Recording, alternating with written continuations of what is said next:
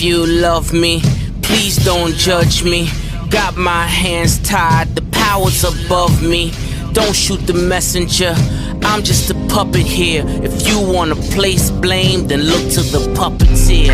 Family, fortune, envy, jealousy, privilege, passed on, legacy, secret, sabotage, borderline, felony, suicide, subtract, selfish, pedigree, yeah.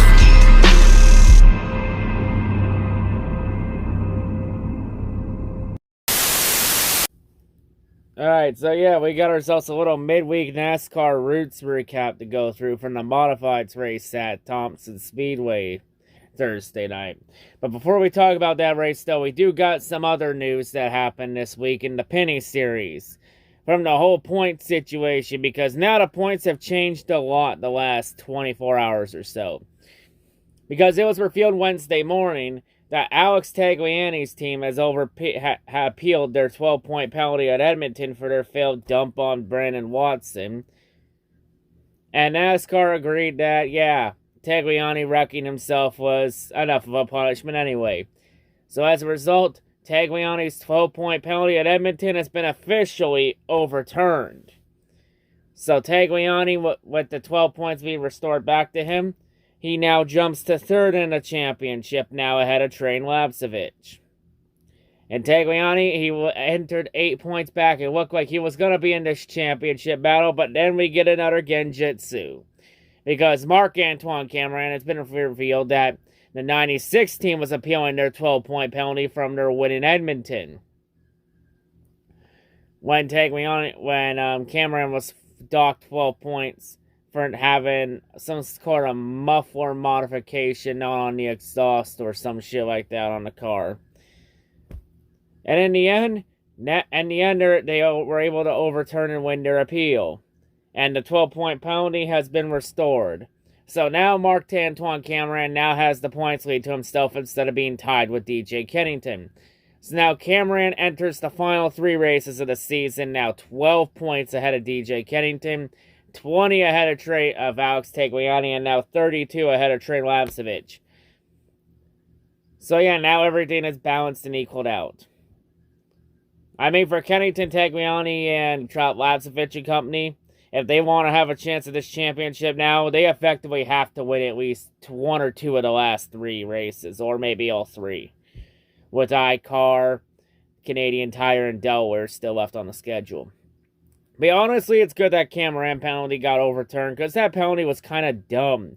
Because that whole muffler thing, like, that doesn't even affect the performance in the slightest. And the main reason everyone was complaining about it was because they were complaining about the car being too loud. Oh, Jesus Christ, not this shit again. Really? Are we still fucking complaining about stock cars being loud? It's a fucking stock car. It's meant to be loud, you dumb motherfuckers. If you can't handle the loudness, then don't be in the fucking sport. I'd rather grab a pair of fucking noise-canceling earphones and put them on. Pretty sure you can find a good pair of the Bose ones at fucking Best Buy or some shit. Like, Jesus Christ, why don't we let so many fucking Karen ballsacks into this sport? Jesus. Like, is everyone seriously trying to become a Karen ballsack in a sport? Like, Jesus Christ, fuck right off. Like, at the end of the day, we just say this. It's not Marc-Antoine Cameron's fault that everybody else's team is a poorly run shithole. Maybe you should all learn to get fucking better. And not let Cameron beat you on the track every week. And I'm not even a Marc-Antoine Cameron fan. I'm just calling it how I see it. But yeah, good that Cameron got his penalty overturned. But we all saw last year, Tagliani entered the last 2 races last year 25 points ahead. We've seen in the Pinty series before. No points lead is safe, that's for sure. But if anyone else wants to have a shot to win the title over Cameron, they're going to have to hope they'll have some good runs and hope Cameron has some issues. But at this point in the season, Marc-Antoine Cameron 100% controls his own destiny with 3 to go. It'll be interesting to see what happens at iCar next Sunday. But now we move on to the modifieds race up at Thompson Speedway. A race that was supposed to happen Wednesday night, but it got pushed back to Thursday night because of rain in the area. So yeah, we had a postponement, but in the end, it was a solid race. Like, the main drivers that were the factors in this race were guys like Craig Lutz, Eric Goodale. Also had John McKennedy up there. Ryan Preece, who was subbing in for Bobby Santos. Even had Justin Bonsignor up there, even Ron Silk at some point. Of course, Silk, McKennedy, and Bonsignor still battling for that championship. Of course, midway through the race, there was a crash that involved both Kyle and Justin Bonsignor and Ron Silk. And of course, Ron Silk would take the worst of it, but he would recover for a 12th place. But with how McKennedy and Bonsignor finished, that's going to be a big blow in the championship for Ron Silk. In the end, though, on the final restart, it was a battle between Lutz and Preece. And on the final restart, Lutz would get a good restart, and then Preece would end up spinning his tires on the restart. And then Preece would end up falling all the way back to 6th. While Craig Lutz, he would hold off all the challenges from Goodale and company. And Craig Lutz finally gets his first win of the modified season, winning at Thompson. And it's also his 4th career modifieds win, his 2nd at Thompson Speedway. So yeah, congrats to him on the win. And also, John McKennedy gets a solid top 5 finish. Which means that we'll have to check the points, but I believe that means that John McKennedy will now become the points leader over Ron Silk. And it's only going to be like by a handful of points. Like, it's a very close championship between McKennedy and Ron Silk. Bonsignor also gained some points, but he's going to need a lot of help if Bonsignor wants to have another shot at a championship to win another championship this year. With now 5 races remaining in the modified season. And this championship is pretty wide open between those 3. Mainly between McKennedy and Silk, but Bonsignor still has an outside shot at it, but he's going to need a lot of help to have a chance at it. So yeah, with 5 races left, this championship's going to get interesting. And a very close points battle for the championship. Once again, season points formats for the win over the gimmick chase grid. Damn, that's for sure. It's like whoever made a season-long points format knew what the fuck they were doing this whole time. But hold up, before we continue on any further, we do got some NASCAR news we're going to address this week heading into Watkins Glen. So, of course, we have the health status update on Kurt Busch, the sex god, as he has been forced to miss the last 4 races of the season with a concussion he suffered in a qualifying crash at Pocono. So, for Kurt Busch's status at Watkins Glen and Daytona, he is still not medically cleared. So yeah, he is not cleared to compete at Watkins Glen or Daytona next Saturday night. Which means that he is out for the remainder of the regular season. Ty Gibbs will continue to sub in that 45 car for Kurt Busch. Some tells me that Kurt Busch is more than likely going to retire either at the end of this year or next year. And that Ty Gibbs is 100% going up the Cup next year. Just get Ty Gibbs warmed up in that Cup car. But yeah, so yeah, Kurt Busch, he will be forced to miss the rest of the regular season, but he still has that fucking stupid waiver.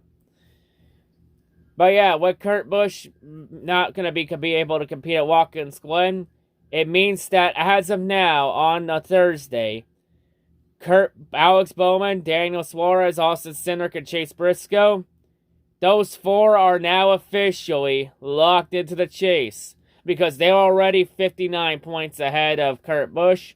And since Kurt's not going to be able to race, they're going to be ahead of the points total they need to be ahead of by to make the chase. So those 4 are now officially locked into the chase.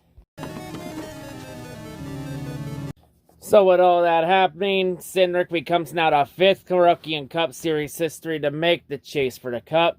And Daniel Suarez becomes the 2nd international driver in Cup Series history to make the chase in the process as well.